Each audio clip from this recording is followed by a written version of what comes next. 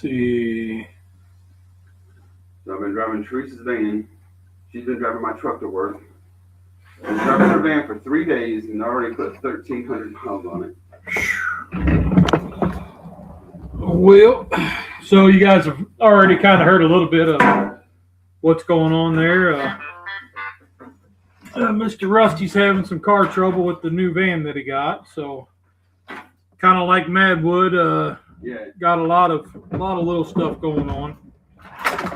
Scoot this a little forward here so maybe we can see. What's up, Tom? Good morning. So I'm trying to. I don't know, this camera's not going to do anything, but what's going on, everybody? Charlie, what's going on, bud? So Rusty was telling me about his car troubles. The new to him van that he just got a couple months ago. 2 months ago. So problems with getting a new to you van. You guys know you guys have had trouble like that. You got to figure out the corks and put stuff in it, but you never know what the previous owner did. Take the motor off, and you see that they put stuff in there to quiet the lifters. They knew that the camshaft was worn out, and it's just a nightmare. And me, I depend on the car. Like I was telling him, I use my wife's van now, and in 3 days, I done put 1,300 miles on my wife's car. But I do a lot of driving. Yeah, yep.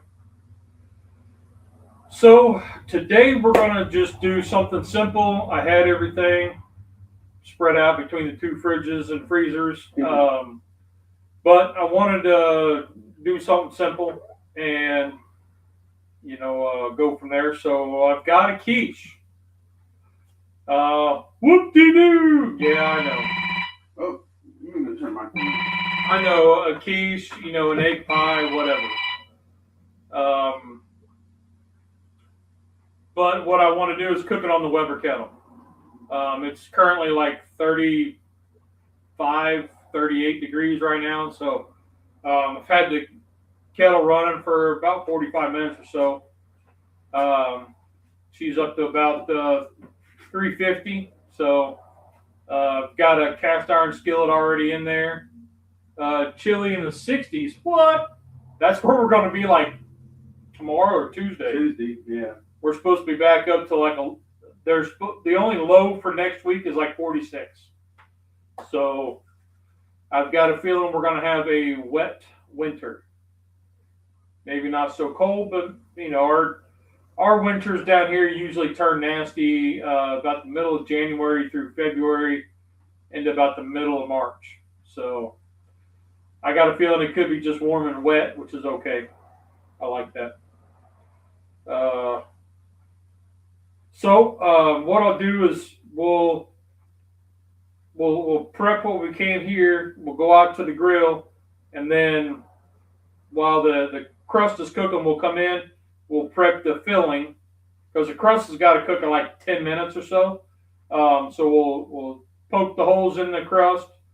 We'll take it out. I'll use the other camera here, right there, and we'll walk out, do that, and then come back in, do this filling, and then when we go to pour the filling in, we'll just kind of hang out there on this other camera, and I'll try to swap it around maybe. I don't know, because I don't have this set up out there. So I don't know. We'll see. But anyway, that's kind of what we're doing. So new project for 2026. Well, outdoor camera in the garage. Yep. So this is a mobile where I've got it set up. It'll slide in and out. It's on rollers, so it'll slide out. But it's just the process of doing that. They're not knocking something over or unplugging the cables. Yeah. So I've kicked around the idea, and I don't know how well it would work, but Harbor Freight sells the home security system. What about using those cameras to set up at the different spots where you're going to be videoing, so you have all the different angles at one time? So you have like a forward split screen, and there's different angles all at once. Yeah, but then you're going to have to somehow connect that up to your software to use the videos. to split through. Probably be an HDMI cable, right? I don't know how they. I've never used one. I don't know. I don't know if they run to an HDMI cable that I could do that with, or well, I installed the cameras for Target and Trader Joe's, but those are much higher end cameras than what you're going to get at Harbor Freight, and there's no HDMI on these. Okay, I don't know, but it might be on a home system. It was a crazy thought as I was walking through Harbor Freight a couple weeks ago, and I was like, I wonder, and I'm like looking around, looking for stuff to buy at Harbor Freight, which is not hard, but I'm trying to keep it under under a certain number, so a certain dollar amount. But I was just like, I wonder. So I don't know how that will all work, but I probably won't do it. But it was just one of those that'd be a cheap investment to get your multiple camera angles right all at one time. So then when you're editing, you could crop out the certain section you want, keep the audio all the same.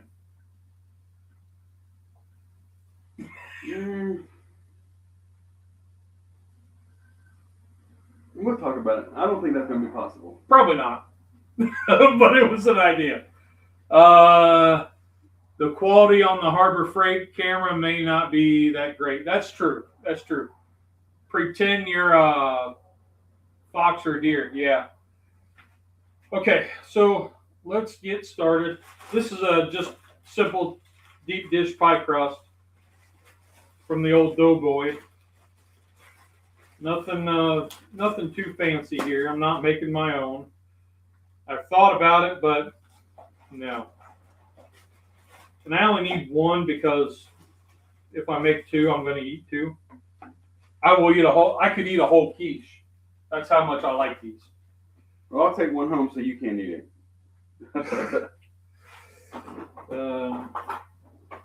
So basically, the frozen quiche or frozen pie crust, you just got to poke your holes.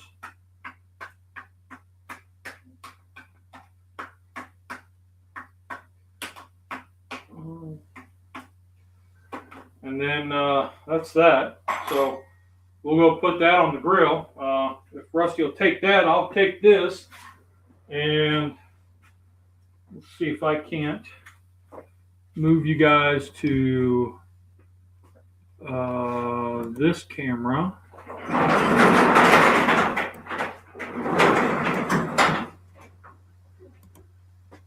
Move you to this one. Whoops. That didn't do what I wanted. That's all right. So we'll walk out here.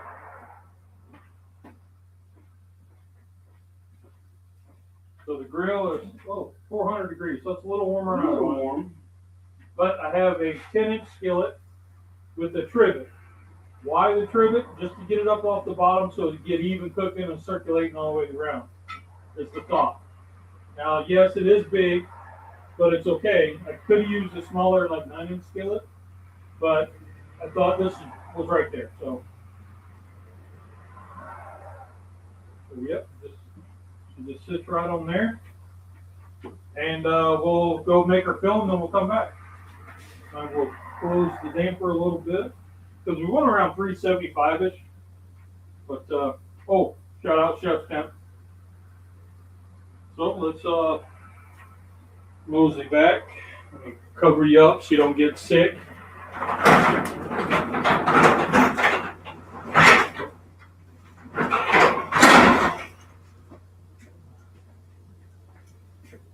Okay, well, I'll just set this over here, and then we'll cut this screen to here, and there we go. How's that? Not making your own pie dough rip-off? Hey, buddy, there's certain things that I'm good at, and there's ones I'm not. I've technically never tried to make my own pie dough, but Mr. Pillsbury has the market cornered, and why mess with perfection? Right. So I got the big dude out today. Now for my filling, you got to whisk up some eggs and cover the camera so you don't see all the health code violations. Hey, I'm not serving anybody but myself and possibly Rusty and the dogs. So I think we qualify for dog food here. But so we got some eggs, some HWC. I got some sharp cheddar. I fried up some bacon last night, and then I didn't have spinach. The wife had bought spinach and used it for spin dip. So I got some collards that I made yesterday. Now, my collard greens are not traditional. I have a video on it. And that's actually the name of it. It's not traditional collard greens.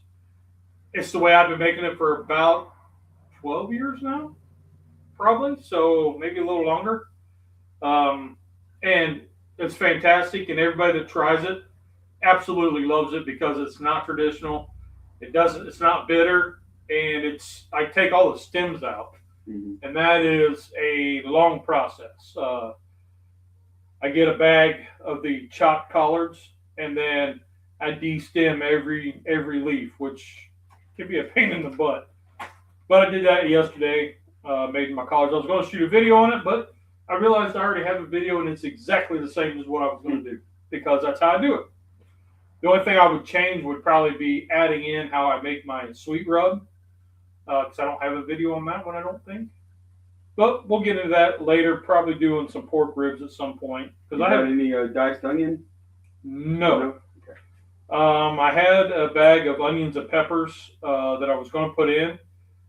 The kind of hesitation on it was I don't have them cooked yet, so they're going to have a lot of moisture in it, and that moisture will it'll flood it out, cause it to be really runny and not set.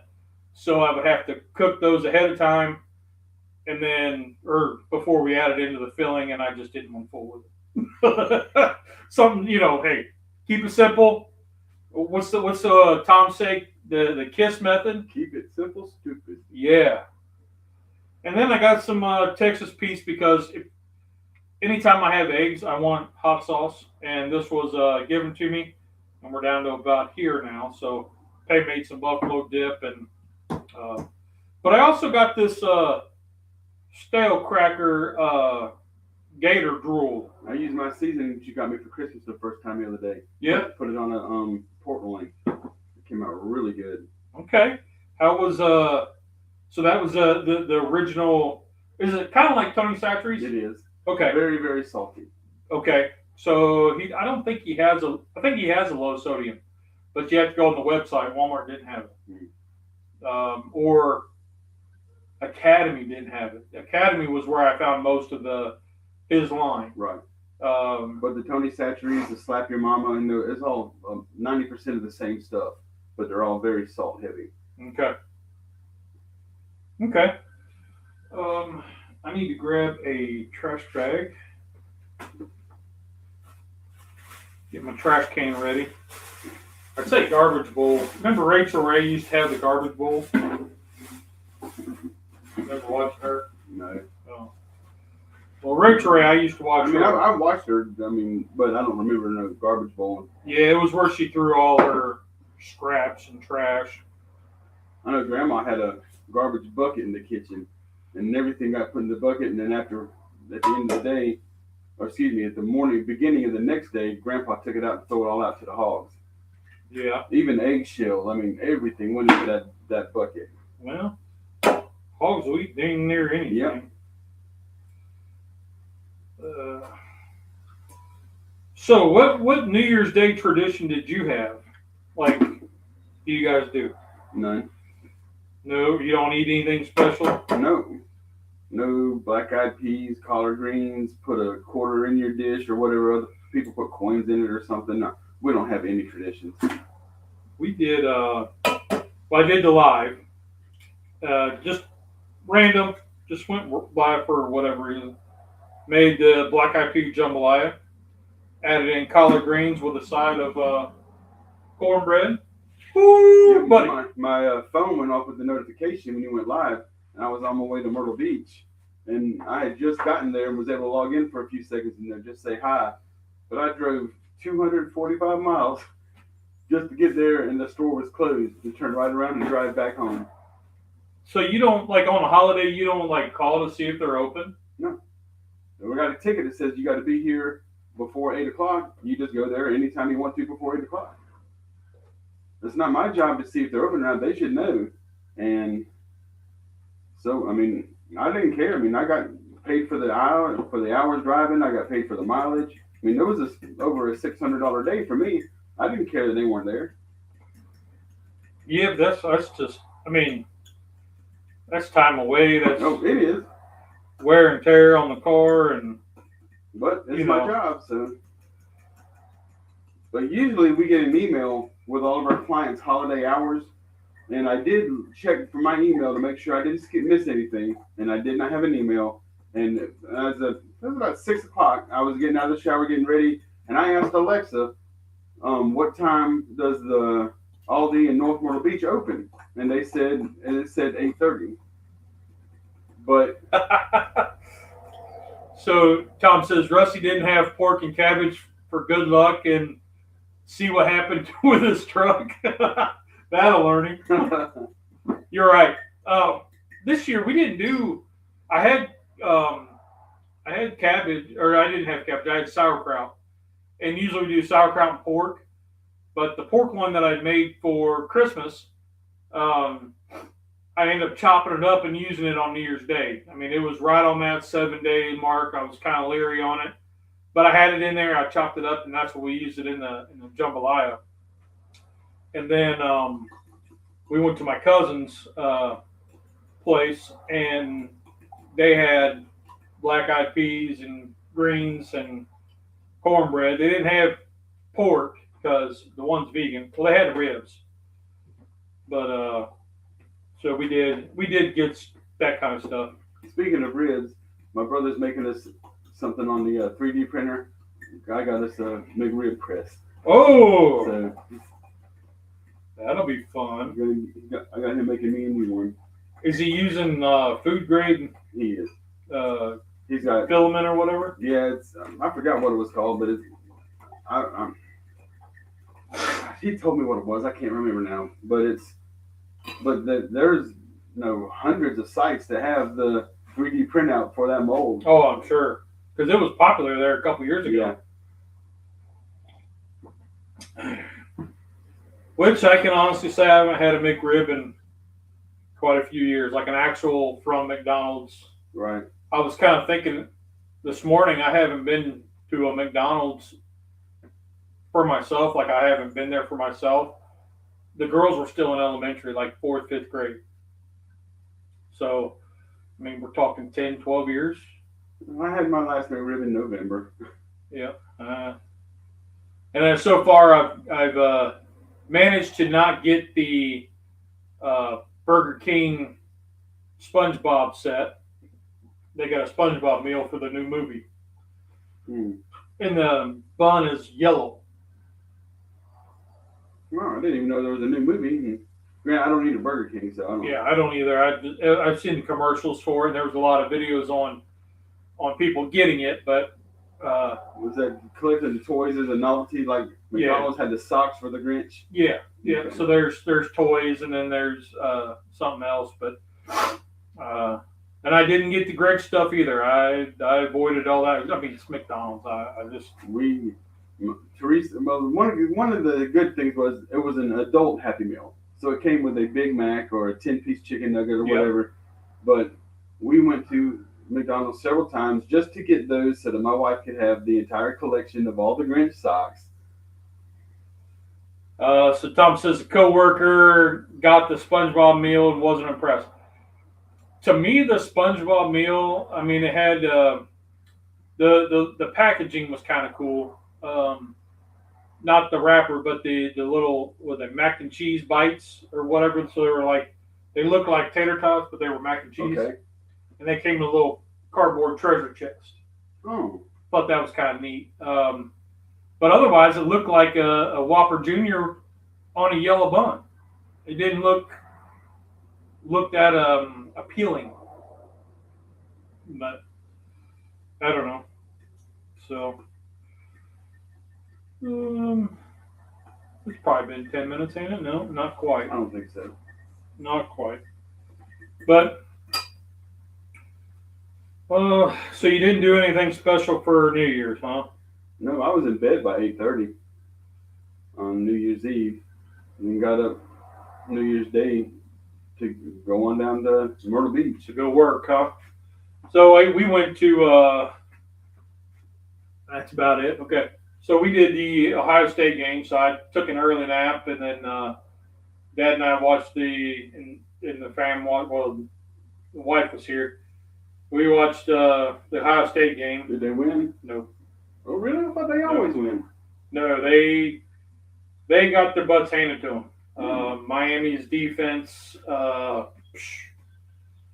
they were tough. They got to jump off the line, and so that set our O line back a little bit, and they pressured the crap out of our quarterback, Sam. And I was getting flashbacks of the early 2000s with when we played LSU and when we played Florida, and they just pressured the quarterback. And our quarterbacks are used to 6 to 8 second time, right? Right. They hike the ball. They got 6 to 8 seconds to get rid of it. He needs to get down into that 2 to 3.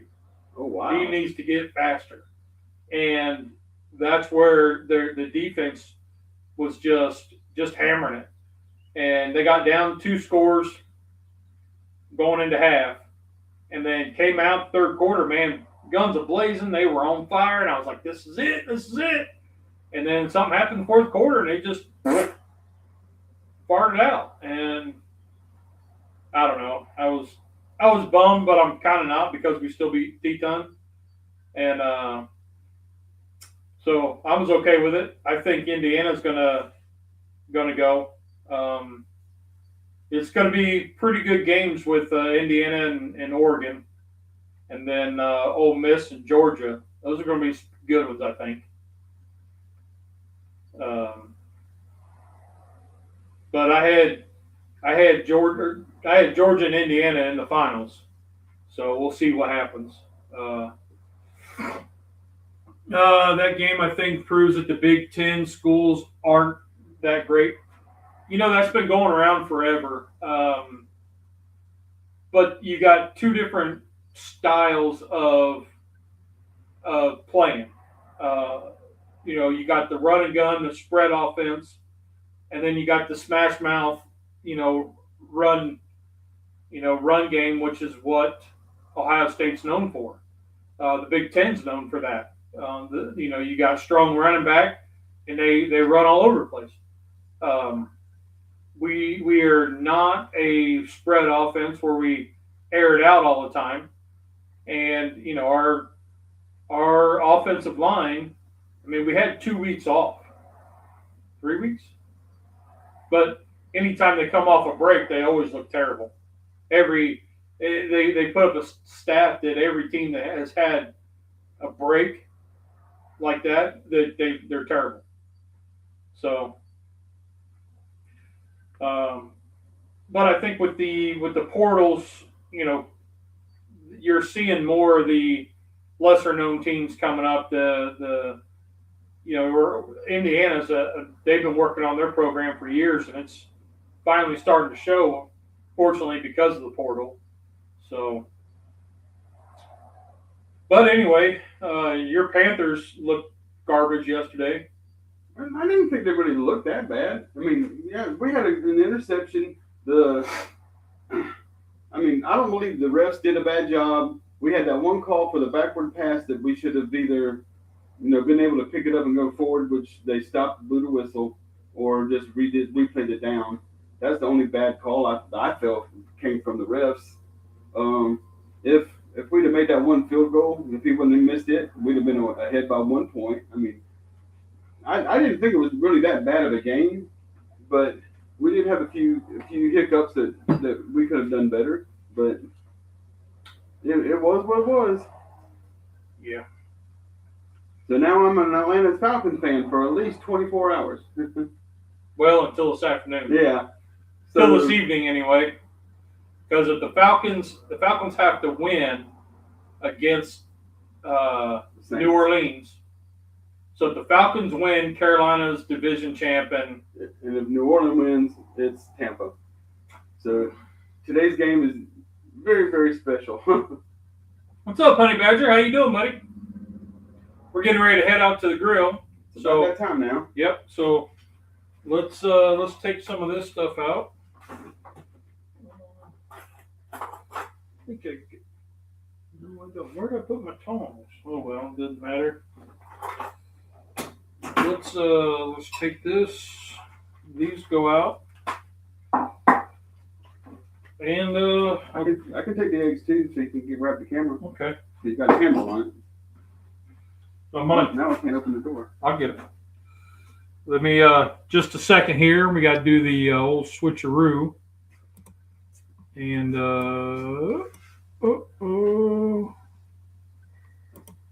do that. No food violations. No FDA regulations here, buddy.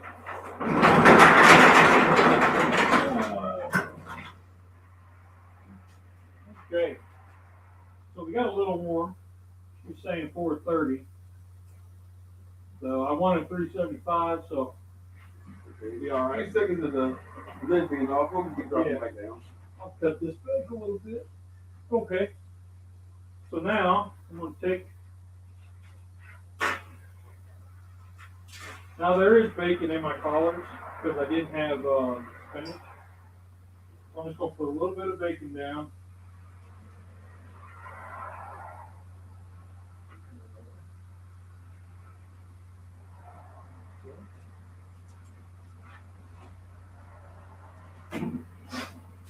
Grab a fork.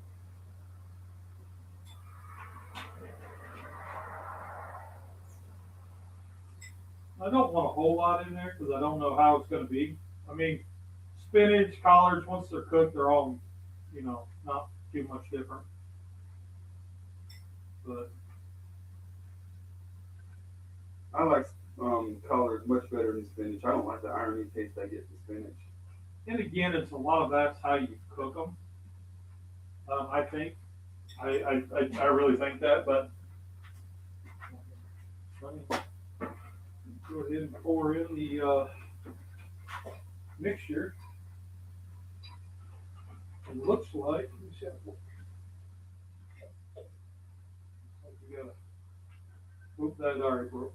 Alright, I'm sorry. Hope it didn't break all the way through. Break on through to the other side.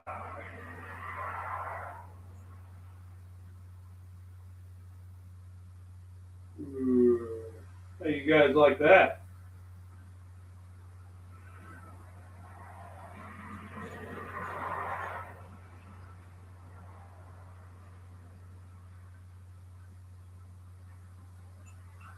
Well, it was 4 eggs. I probably could have went 5, but for a little more green HWC. But we'll see how this turns out. I mean, I think it's going to be just fine because she's pretty full. She's pretty full. And then we'll close her up. It says 30 minutes, but because our temperature's a little high, we'll just check it. Game time thing. Let's cut the inlet back or the exit out.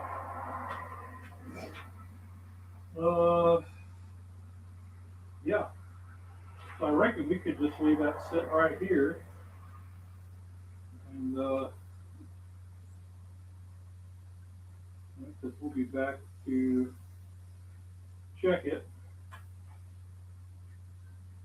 We'll be back in about a little bit.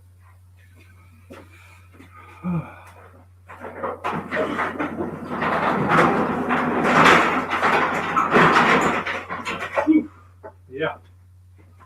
Okay. Oh yeah, look at that. That's a good picture. A big Lou. I only clicked on the video for the Metallica inspired thumbnail. Thank you, sir. I'm glad somebody picked that up. I'm glad somebody picked up that it was Metallica inspired. The eggs will puff up. Yep. So that's pretty much it. That's just going to cook. It said about 30 minutes, 30, 35 minutes. So we got some time to chat.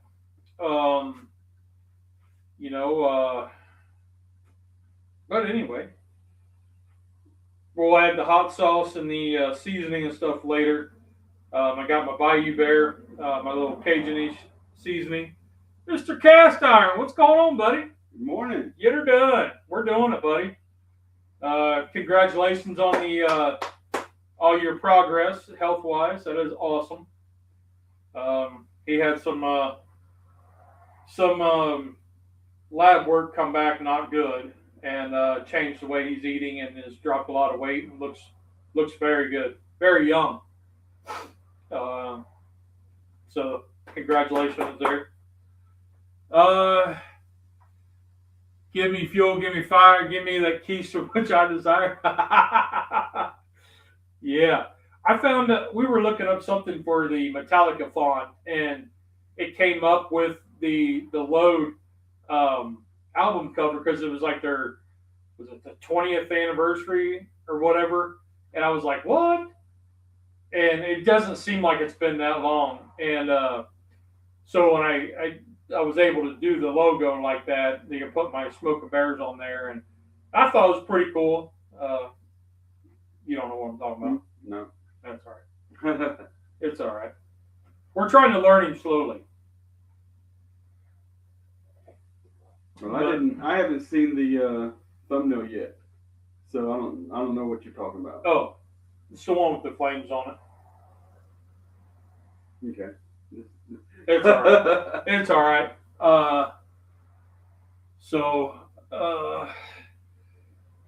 So what do you got for like any milestones or goals for the year? Because you weren't around when I was talking the other day, so we'll see what you got. The one thing that Teresa and I, no, we don't do the, New Year's resolutions. We don't do that kind of stuff. Mm-hmm. Just never have. But thinking about our current situation, Teresa has had a talk with Tamara about it's time for her to be buckling down, getting herself established. It's time for her to get out and get her own place. We took them back in. It's been over 3 years now, and they're not. Has it been that long? Yeah, it's been 3 years now. Wow. And boy, time is long. They've gotten to the point where they're just so complacent. They know, hey, we've got a house, we've got food, we've got heat, we've got air. I mean, and they always will. I mean, it's our kids. Yep. But Teresa had a talk with her about it's time. Y'all need to start, putting money down, getting saving money, putting it to the side, getting ready to go. She said, I'm not saying you got to be out, this year, but it's time for y'all to start thinking about, how do we get back out and get back on our feet. And so that was one thing that we talked about, and she's said that she's going to keep, talking to Tamara about that and seeing what's going on with them and the way that they're progressing. But, raising kids sucks. You got the highlights, but it's like, it's hard. It is hard, especially when they're older. She's what, 28, 29? 28. So she's 28, and it's hard to teach them things at 28 that they didn't pick up at 17 or 18. Right. So I agree. It is tough at this age to teach them that kind of stuff. And I use myself as an example. We're trying to teach my kids how to save and budget and all that. That's a luxury I didn't have. I mean, my wife and I, when we were married, we were paycheck to paycheck, and we were single income. So we didn't have the luxury of saving. The Dave Ramsey thing was really big, and everybody kept talking about it. And I said, if you've got money, it's a great thing for you. But when you don't have money, it ain't a good thing for you. And by that I mean, because he's always like, cut out this, cut out this. If you've already got that stuff cut out and you're still in the hole every week, that's the problem. Yeah, nothing's gonna help you. Yeah. So we went to a we went to a local church at the time, and they had the financial advisor thing where they would look at your bills, look at what you make, what you need to make, and then try to help you cut out your costs, right? And when they looked at our costs, and it was pasta, like our grocery bill seriously was Pop-Tarts, pasta, and rice. There was like we're talking like the Genio thing of turkey, ground turkey, because it was like $1 or $2. So I mean we were struggling, but we still had food on the table. I mean there was and then they're like, well, how much do you spend on going out to eat? We're like, 0. How much do you spend on movies? No. How much do you spend on clothing, like socks? I'm like, not unless I need them. Like, it was just one of those. And she looked at everything. And then this was before the 2 girls were born. And she said, we're sitting in the church, and she goes, y'all are effed. I was like, thanks. So, let's see. Those aren't really flames. They're not flames. It's disgusting. Oh, yeah, I know what you're talking about. HOA president came over and shut down the grill because it's against the HOA rules. Oh, you're waiting for that. No, actually, I don't even know I think the president now, he used to be my neighbor, but he's transitioned off that now, so I don't know if the actual president of the HOA is in the subdivision or if he's like a third party. Was little, she asked me what an accountant was. I told her it was someone who didn't. Yeah. I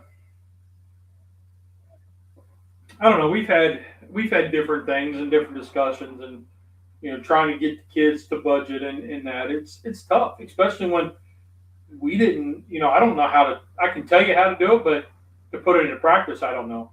I've never had extra money. Exactly. I mean, when I did have like a bunch of overtime and had money, I was drinking heavy, so I would put it towards beer. And by that I mean I would go from the cheap stuff like PBR, Busch Ice to I could get a 12-pack or a case of Yingling. Like that was, but it was so that was kind of like my little reward. But now I'm like, whatever.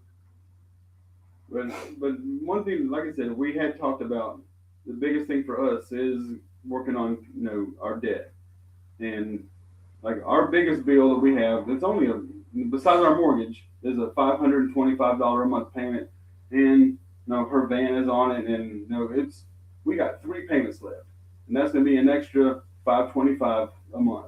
Nice. And then we can take that and put that towards our couple of our small credit cards or whatever, and so we're thinking by halfway through the year we should have knocked off. We're looking about, we count them up between 4 and 5 of our bills completely. Nice. And so this year should be hopefully a better year for us financially, starting to be able to put more money towards savings and everything. But just getting the debt off of us is the only thing that we're going to concentrating on this year. Yep. I know last year the wife was like, I want to travel more, and we tried to go, on a vacation, or not a vacation, but we would try to go like weekends, long weekend somewhere every couple months. And that worked out really well for us. And now she's got her arm, still, she's written off until the end of March. Oh, wow. And I don't think she's going to be able to go back until later, but,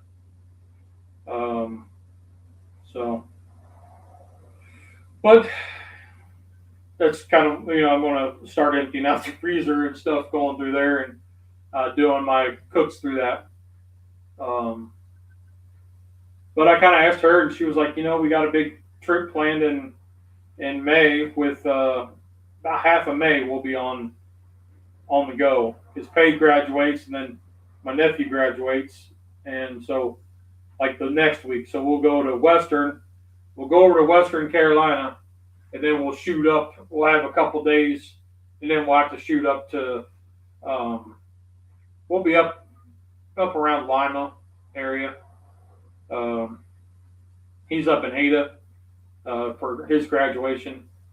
He'll be an actual pharmacist. So good things. Just a lot of travel. My brother in Clemson, his wife's a pharmacist. Yeah. She just graduated 2 or 3 years ago. So definitely a good field. Yeah. It's not going away.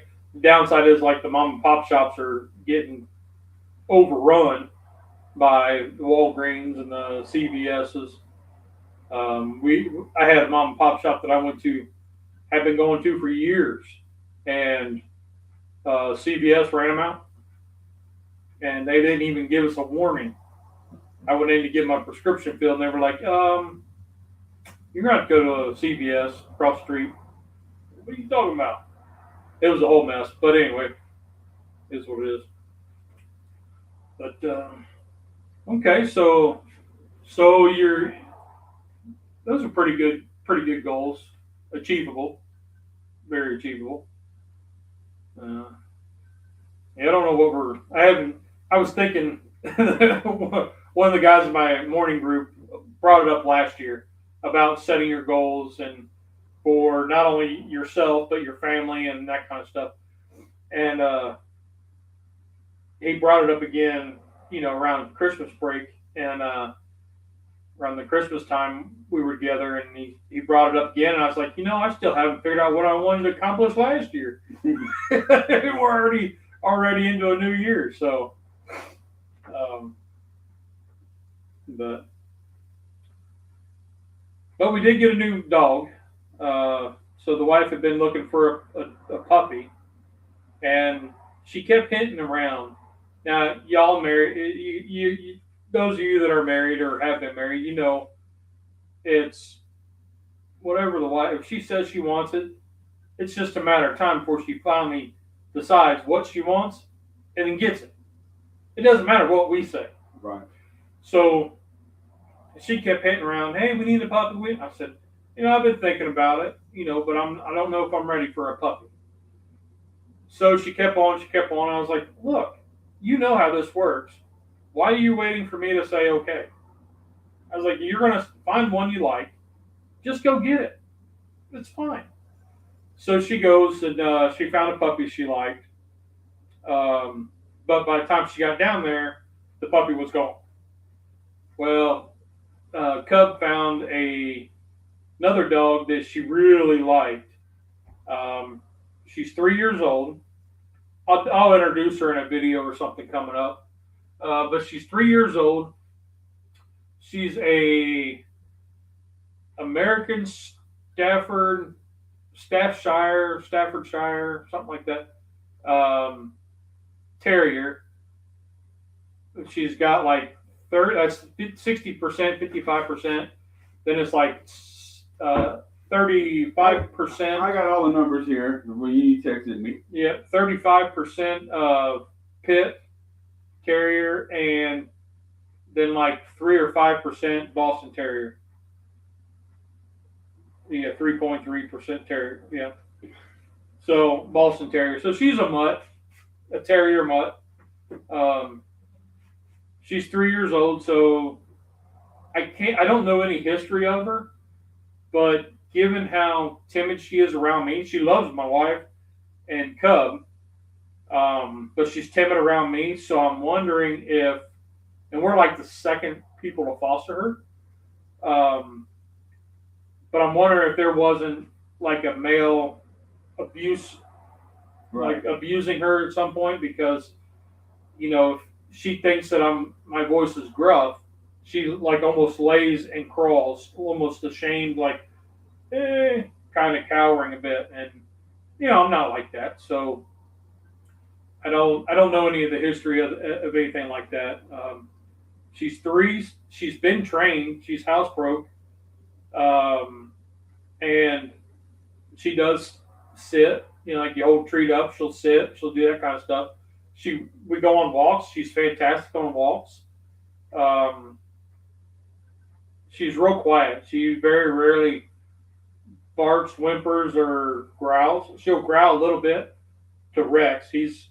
She snapped at him because he was trying to be up in her business, if you know what I mean.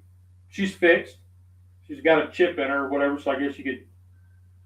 I don't know. I guess if she runs off, you could click it and show you where she's at. I don't know. I don't know anything about that, but But the chip just meant if somebody finds her, they can take her to the vet, and the vet can scan the chip and tell you who the owner is and address and stuff.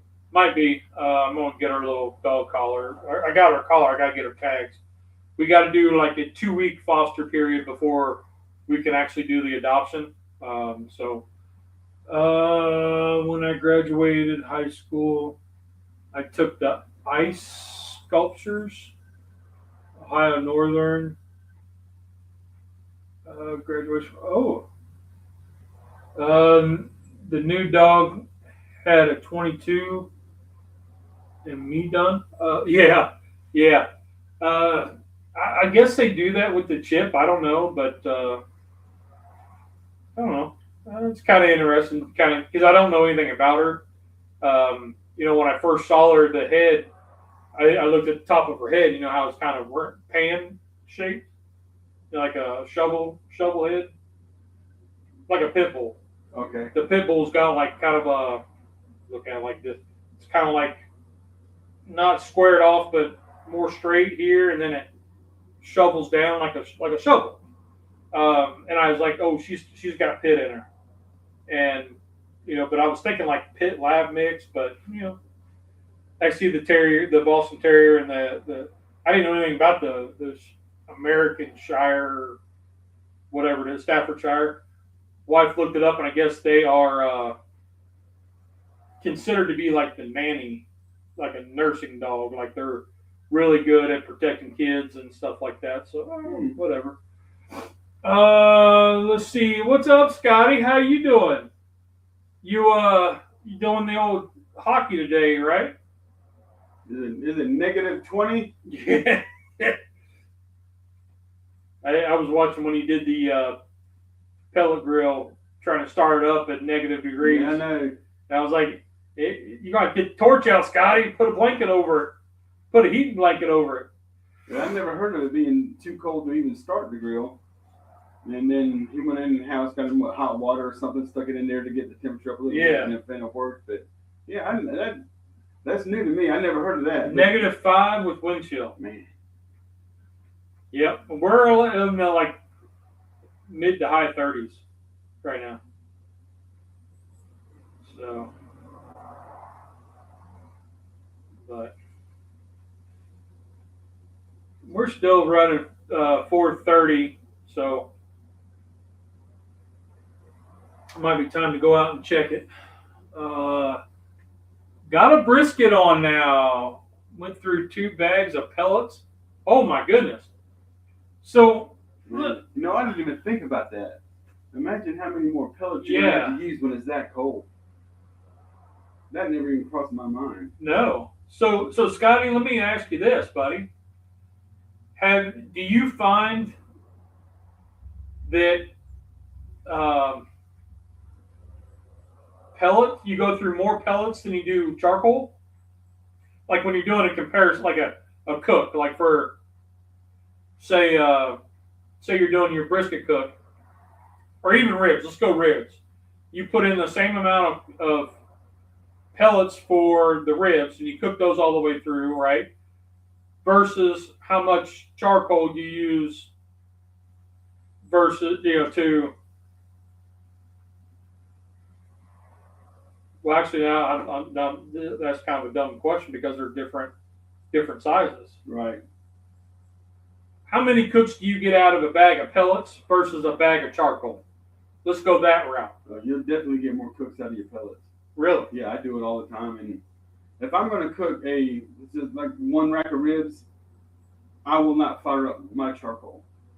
Okay. I mean, it's just the pellets are right there. You can use them whenever you're done. You turn it off. There's no wasted. I mean, bag of charcoal, your ribs can be done, and your charcoal could be only halfway used up. And I mean, still got more. Got all that waste. Shake off the ash to add more to your next cook. It's just you get it's a whole lot more efficient with the pellets. Okay. I know. I think it tastes better with the charcoal. Okay. That's where the trade-off comes. Well, he's saying it's about the same. The Masterbuilt went through a lot of coal. I've heard that a lot with the guys that had the Masterbuilt because the gravity feeds. Yeah, because of unless you had that damper on there that basically a doggy door where the fan would kick on and it would blow in, and otherwise you would draft. Yeah. And the draft would keep it going and burning. Your Oklahoma gravity feed was another one that was a big consumer of the charcoal, if I remember right. That might be something I look into this year, is trying to get a pellet grill, play around with. And it's kind of one of those. I don't know. I see the use in it. I see the convenience. I just don't know.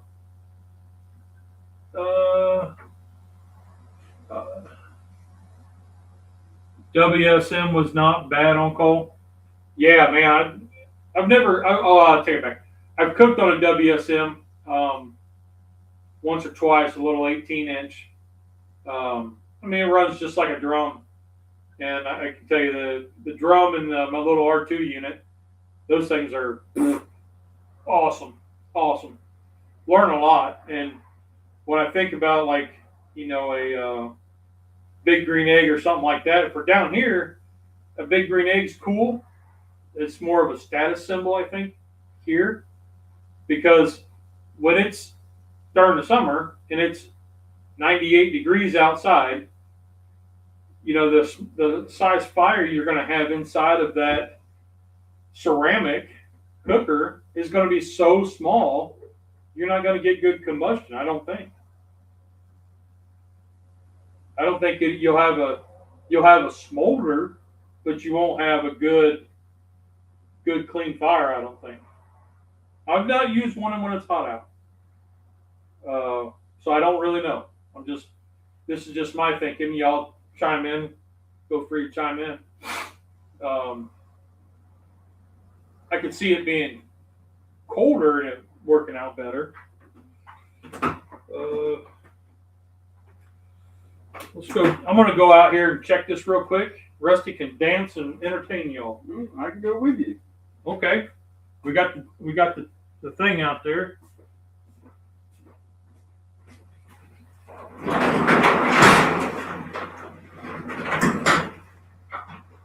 See where we're at.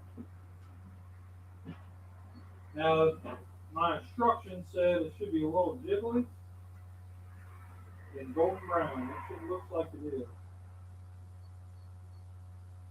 No, Still a little wet in the middle. Still needs a little more. There we go. We'll let her go a little bit longer. I probably should have kicked the heat up.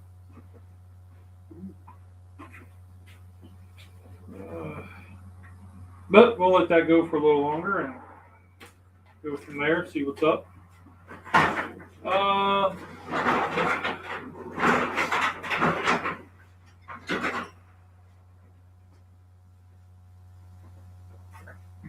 I did have a guy ask last night about the fan system, if anybody had used the fan systems, and I was like, yeah, brand ambassador for Chefstemp here, kind of, yeah.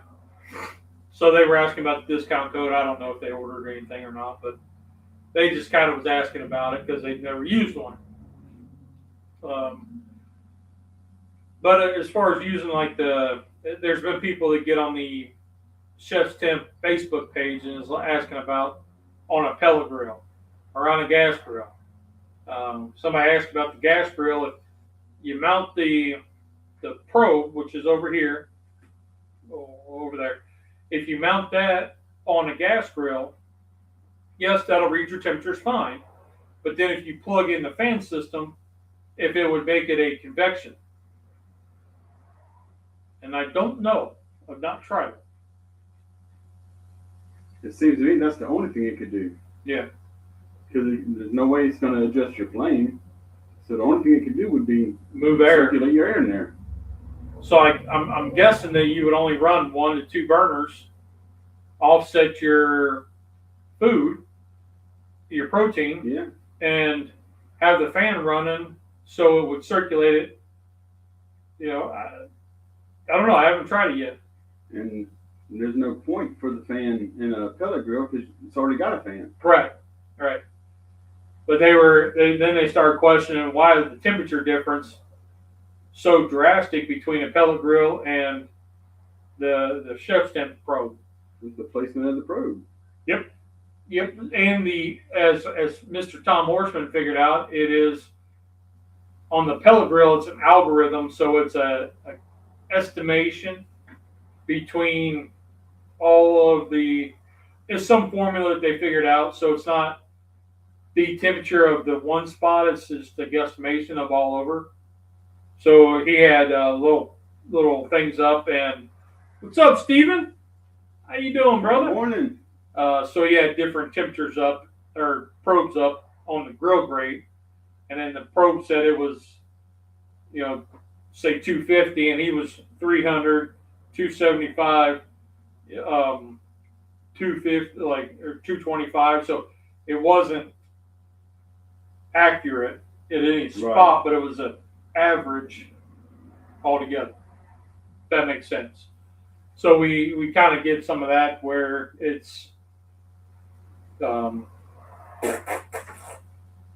we get those kind of questions.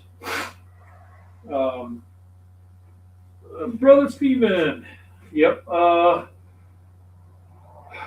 So I don't know. That's going to take a little while.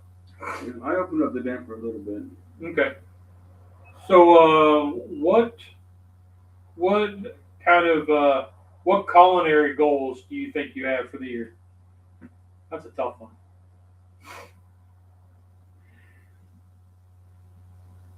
I really haven't even thought about that. I don't have any really goals. I don't have any particular proteins that I want to cook this year, particular recipes I want to try.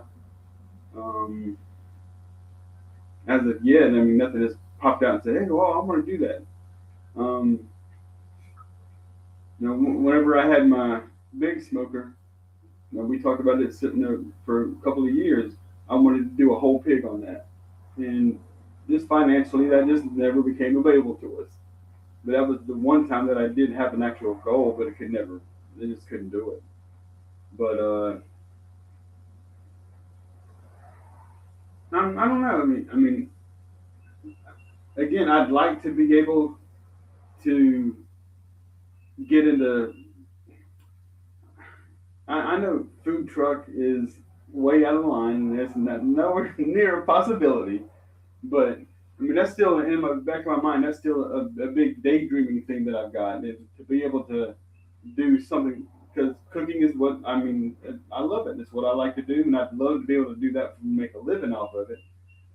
But so, culinary goals, dreaming wise, would be to be able to do something food truck related, or start doing a couple pop ups here and there, something like that. But realistically, nothing. Yeah,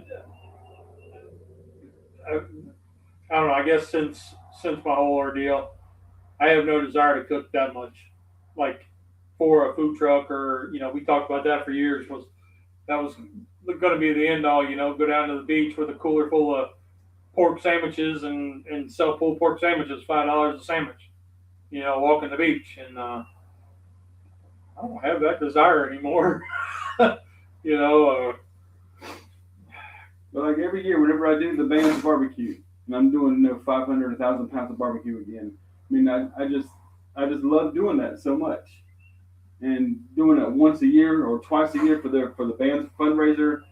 Whenever I'm sitting there doing that, I start going through my head. Okay, well, what would it take for me to actually get into this again and start doing this like I used to? And it's again, it's just a dream. Cooking like seasoning it and cooking it and all that's not bad. For me, it's the pulling, sitting around pulling all of it. That's where I get like, like the collards yesterday. Man, I'll cook collards all day long. It takes me about 45 minutes or so. But I like cooking the collards. I like doing all that. I just don't like feeling Getting the vein out. all the prep to get the veins out. Chefstemp won't work in the cold. Battery goes dead fast. Well, Scotty, the kind of cold you're talking, there's not much that goes. My battery doesn't run that long when it's -5. You all gotta have like special oil in your cars and stuff up there. It seems to me that could even freeze oil. No, we used to winterize.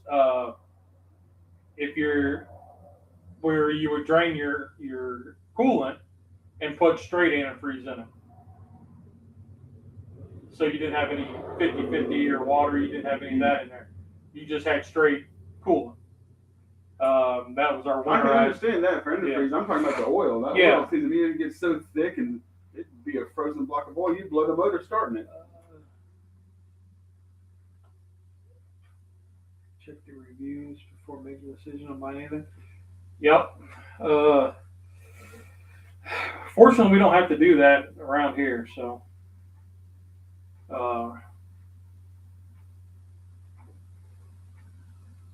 5W20. That's what I use. I got one car that uses 520, and the other one uses 020. And I don't know about the newest one yet. So that's crazy. So y'all remember when Pay went back to school, we got her that Mazda, and then had to do some work to it. Well, she went to school with 2 new front tires on the front. Two new tires on the front. Well, she came home, and I said, hey, after sat a couple days, I said, your rim's on the ground, you got a flat. You and your boyfriend need to figure out and get it plugged. Okay, no problem. Well, they go to jack it up and take a look at it. And I mean, the outside of the tire, like if you're looking at the tire, the outside that was visible from, the side of the car looked fairly new. But as it got to the inside, it was down to, like, the very edge was down to the belt. Oh, wow. I had never seen, and this is like in a couple months, in like 3 months, that it went that far down to the belt on the inside. Both tires, one was worse than the other. So she needed an alignment. I knew that when she left, but I didn't think it was going to be that bad. Right.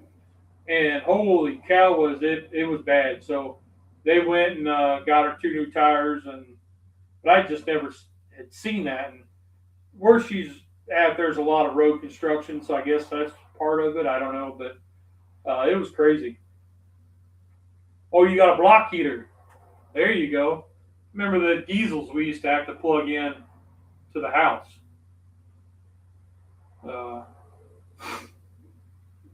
As we were on the really cold days around here, which are nothing like what you're going through. Yeah. But my dad would take his drop light and just open up the hood of his truck and set it down there on the block, and the cord would just hang around the fan and hose it, and he just left the drop light plugged in all night long so that the water didn't freeze.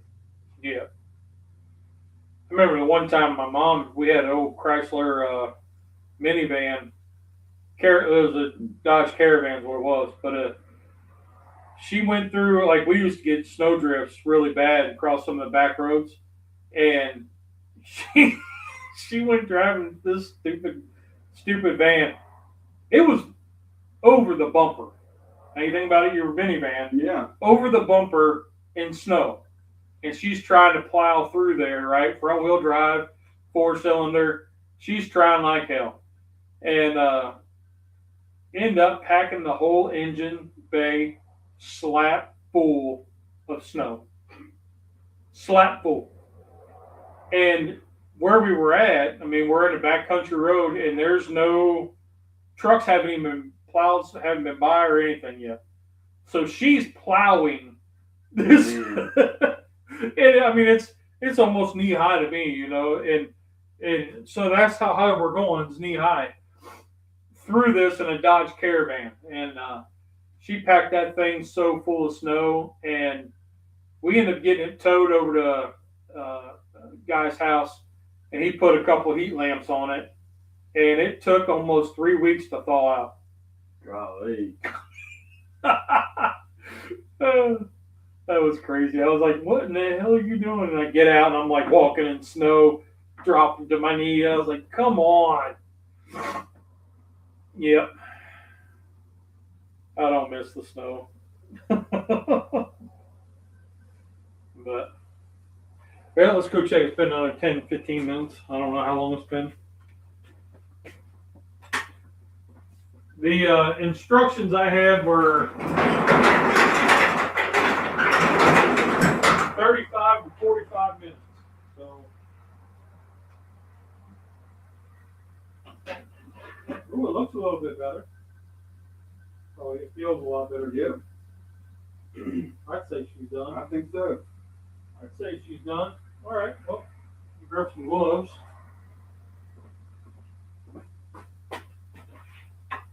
Grab some gloves and a. Where'd my trivet go?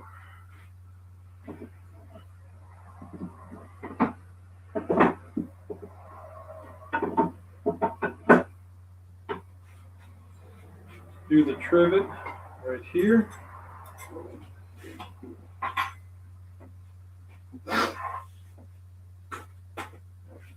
Grab some gloves.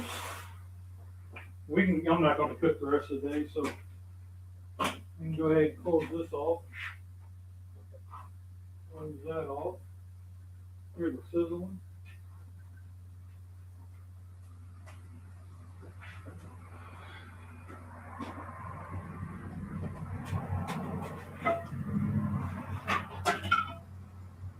There we go.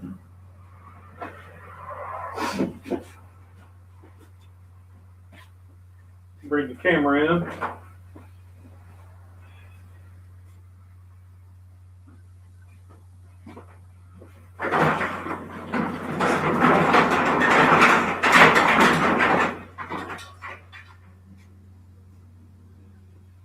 There we go. There is Quiche. We'll get a taste test in a minute. Still really, shoot, it just came off the grill, right? It might be a little warm. Yeah, it'd be a little warm, but let's see if we can't get this a little bit. Ouch. So actually, I'm going to cut this camera off and just have our two ugly mugs up there. Whoops, wrong one.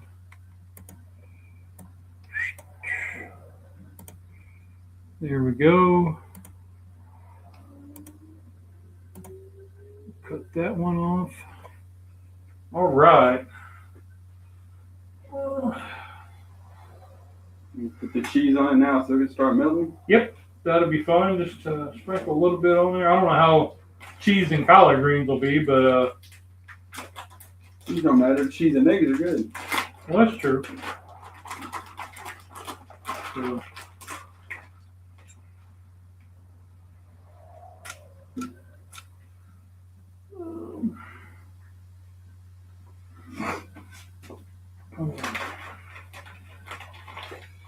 and then what I'll do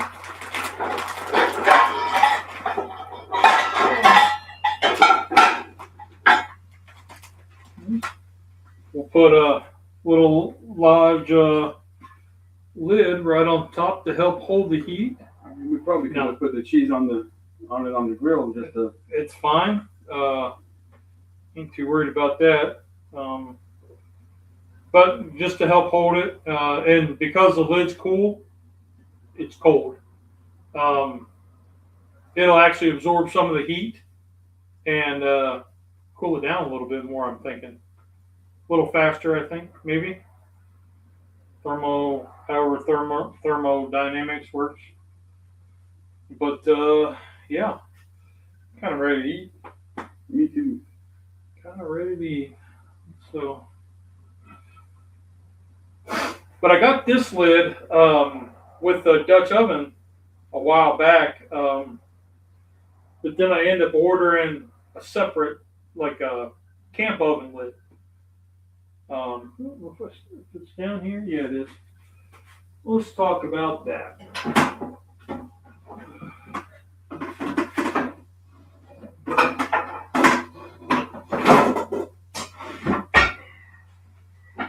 So this is the oven that I got.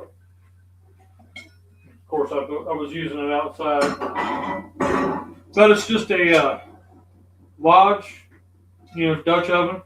Nothing fancy. I've shown this off before, just a large 10-inch. I've got a 12 just like it. I really like that one. We call it lidless because when I bought her, she had no lid. This one, I haven't got a name for yet, but I've used it a few times. And it came with this lid, and I wanted, because I already have a 10-inch that has that style lid, I wanted a camp oven lid. And I found flaws in my little ring that I made out of expanded metal. I found the flaws in it, so that kind of sucked. Not really. I mean, ash just went everywhere, so is anyway. It was a good idea. Yeah, it works.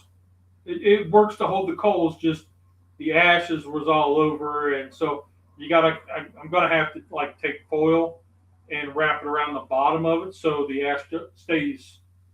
But anyway, so I use it with this lid, and yeah. So then I got on the Lodge website and actually ordered a camp oven lid. So it's got the ring around it, so I can actually use it for, actual Dutch ovens. And I would have done this quiche. Ow. I touched this part. Mm-hmm. This part's warming up nice. But I touched that part. The handle. But I was going to do the quiche in this, but maybe we'll do that another time when it's a little warmer out. Mm-hmm. Yeah, it kind of gets below 40, and I start going, my outdoor cooking. So, but anyway, and what I do is I use the Lodge trivet, the 4x whatever, and get it up a little bit, so I have plenty of room underneath. And that's what I cooked the pies in. And this, when I did the video of the pumpkin pies, right, this was fantastic. The other one took a little bit longer, not much, but it did take a little bit longer. Not having this rim on there and having the expanded metal on top. And I mean, I don't know why it took longer. I'm thinking heat distribution because, the wind, even though I had the guards up, the wind was still able to blow it. I don't know. But, yeah. So I haven't named her yet, but we'll come up with something. But it's been I got it for $30. The oven and the lid, which is a great deal. A brand new one, even the Walmart version, right? I know. It was 30 or 35. So to get one with a little bit of age, this is probably from the mid 80s. I'm thinking 80s, 90s. Did you say you're using the trivet to put the pie? Yes. Yes, so this one has a trivet in it. I have two of these. This is the Lodge Trivet. Get a little angle there. So this is the Lodge Trivet. And yeah, it goes right in the bottom, just like that. Helps get it up a bit. I did do it in this 10-inch because the idea was hopefully that heat would get around and give me more even cooking instead of just hot iron. So I don't know. Maybe it's just me. I don't know. But when I did the pies, I did use this trivet inside the oven, and then the Lodge 4-in-1. They're out in the shed. The Lodge 4-in-1, it opens up like that, and that's what I use to set these on. So you get it up higher off the bottom, and you can get your coals around easier. But what you think? I'm trying to check it. You're getting hungry. She's working. This won't take a minute because you can feel how warm that's getting. Mm-hmm. So heat distribution is working.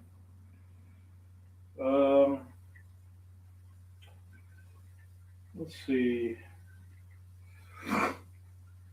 No, I forgot where I was going to say.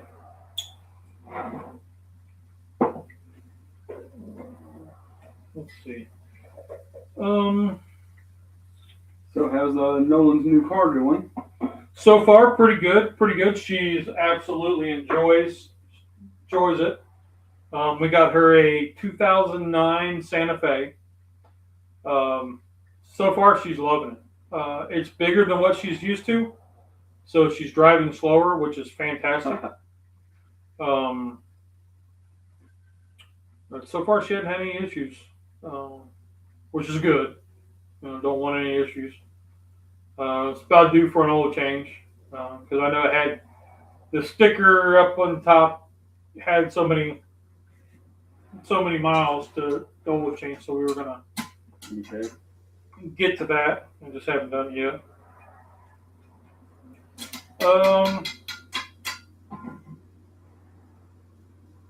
But both girls have a 2009 vehicle, so they should last a few more years. I would hope so. So they're, we kind of told them, hey, come July, because Pay will be graduating in May. So by July, she should have a job. She can start paying her own car insurance, and Cub's going to start paying her car insurance. So that'll lighten our load a little bit and teach them that little bit of responsibility, right. To where you can make a spontaneous purchases and do wild things like buying cast iron. But you also have responsibilities to make sure that you have to budget for your hobbies. Don't know that they're going to be into the cast iron thing. I doubt it, but it's all right. Trying to get my old man into it, but he's not there yet. But it's about time for us to start looking at the schedule, see what tournaments or what comps that we're going to try to get into. Try and get into and judge. Yep. Probably only cook maybe 2 or 3, if 3, maybe 1 or 2. I don't know. Probably 1. Probably come see me and depending on what time. So I think Chester was actually in May where I'm going to be gone. Oh, okay. So you've already checked it? There's some that I looked at, but there's like Edisto, I think, is in July. And I was like, what happened in October? I don't know. Maybe they just threw it in and it's a typo. I don't know. But I was like, what? So, but again, I don't know. We'll see how things progress this next year. With wife not working, it's kind of up in the air. And then, I haven't bought any new cast iron for a while, so that itch is coming. It's like, but What do you need? Don't. No. That's it. I don't. I got to like making cornbread the other day, and I was like, man, I can make them in. I've got 4 pans, like gym pans, the holiday wreath ones. I got 2 of those. I've got several other pans, and I've got the biscuit pan, the skull pan, all these other pans. And I was like, I just want straight cornbread. Like, I asked Cub, and she pulled out the loaf pan. You know, I was like, whatever, make it easy. That's fine. So sometimes I get distracted with which pan to use, and then by the time I figure it out, I don't want the thing anymore. That happens. But so let me put this back here. Oh, but yeah, I talked about the other day that I want to do some more like kind of. I want to do a gumbo, not the jar that we have, but a regular gumbo. I want to do that and look into an etouffee. That black eyed pea jambalaya, I really like it. It did need more rice. I needed to use the Spanish rice instead of that street taco rice thing that I had, but that's what I had on hand, so that's why I used it. That makes a lot of decisions for us. Yeah. What we have. Yep, it's what I had on hand. The other option was a coconut lime rice, and I was like, no. You made the right choice. But Spanish rice, would have been worth $1 to buy. Ooh, that looks good. Yeah. Would have been worth $1 to buy or $2, whatever. But I just didn't want to go get out my jammies and go to the store. It happens. You know what I'm saying? Okay.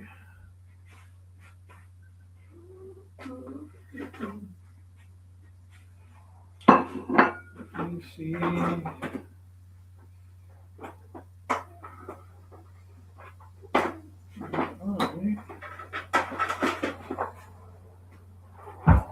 Took my butter knife inside. So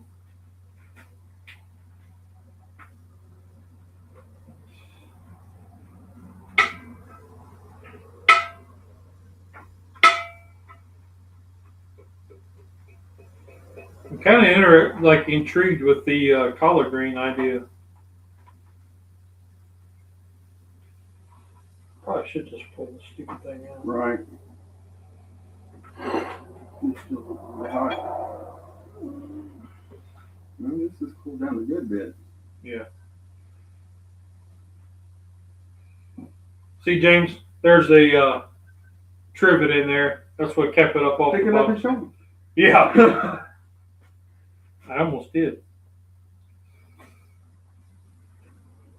And there's no onions in this, so, I can share it with the dog. Because the new one, her name was Karen. That's not a name for a dog. So my wife and Cub came up with Remy, kind of like the mouse from Ratatouille. Ratatouille, yeah. That wasn't their intent. Thinking it was your dog, I thought it was a cross between Ren and Skippy. Pie crust. Well, that don't want to come out. There it goes. Well, that does not want to come out.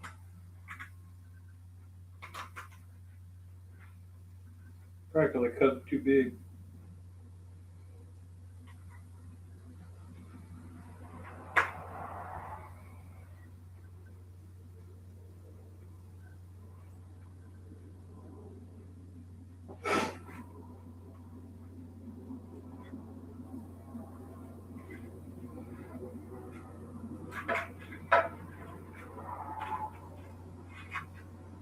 Smells really good. It Holy does. cow.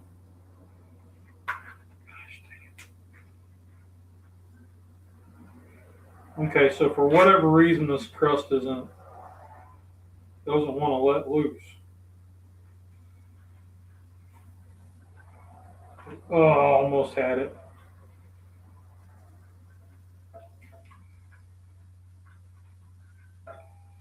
Well, why the crust didn't want to let loose. I'll end up giving the crust to the dogs anyway. Rex really, my lab, he really likes the crust. Pizza crust, pie crust, he really likes that.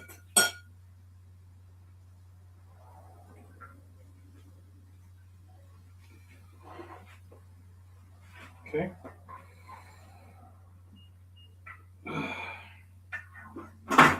Now you want hot sauce, gator drool? This is supposed to be a hot sauce, a jalapeno. Yeah, I'll taste that first. All right. Never had it, so I don't know anything about it other than he uses it quite a bit. Oh.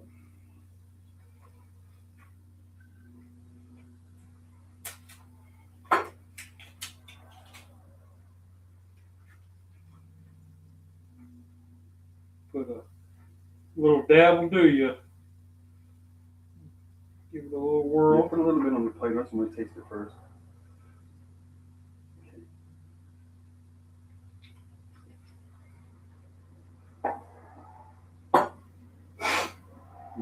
That is good. Try it right there on top. Mmm.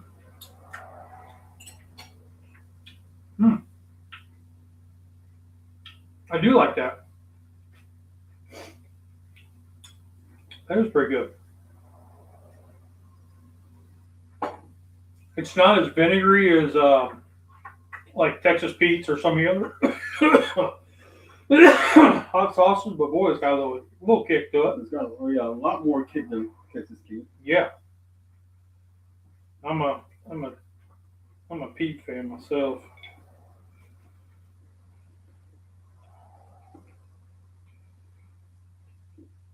Something about it, every time I have eggs, I want hot sauce.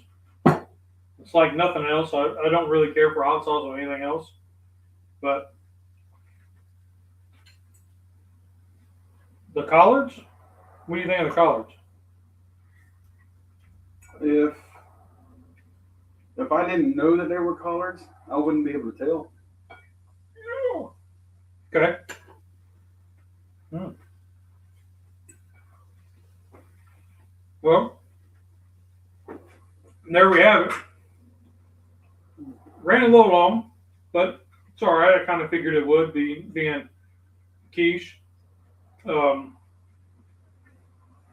in all, I think it went pretty well. Yeah. It's tasty. Job. Thank you, sir. Tasty. It's what I had on hand, and satisfies that little itch that I had on making it. So, yeah. All right.